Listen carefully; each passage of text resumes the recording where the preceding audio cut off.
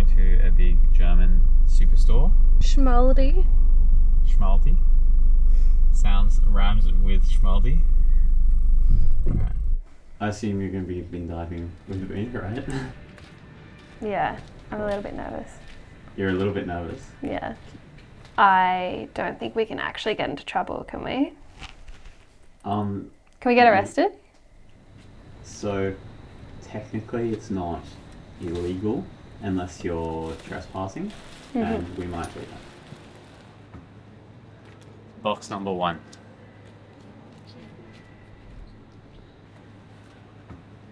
We're just heading out to another dive tonight. Just kind of curious to see what kind of person bin dives. I've never really been a part of that community. I've just kind of done it on my own. So it's best before 27th baby. Yeah, that happens quite often, that it's just one or two in the packet that busted. Just before COVID, I had left my apprenticeship and just the dollars weren't coming in. So to stretch my income as much as I can, that's where I would go for exercise, and also a bit of a communal thing as well, because I was living with some senior citizens that are on the pension, so the dollar doesn't go very far. Whatever scarcity is devised, it's kind of a farce. G'day. Level closed. Oh, the level's closed, all right. Can we just walk down? You can use the lift. Okay, sure. The European Union in the late 2000s passed a law that meant any retailer can't put poisonous substances on their waste.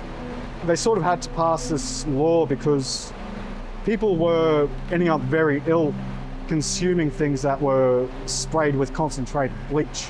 I guess the question I want to know is, like, how can they? Sure, everyone's got a grandparent like it, but in our house, the first words out of someone's mouth when you come over is, "Have you eaten? Do you want a coffee?" It's an element of life that everyone has to go through. A lot of cultures and faiths have a tenet that you can't waste food and give to the needy, or don't let things go by for the needy.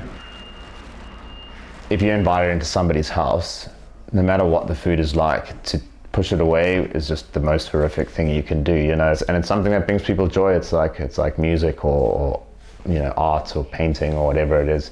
It's something that you can evoke emotion with. I was a little bit blown away when I first got to art, so I was telling my mates in South Africa, I was like, you don't understand, there's like mountains of like really decent stuff perfectly fine in the bins. There was this sort of huge abundance, and coming from a country where I've seen starvation firsthand, being a chef and a food technologist, sometimes I just cook it up into jams and make dried fruit and then just hand it out to friends as a gift, just so it wasn't going in the bin.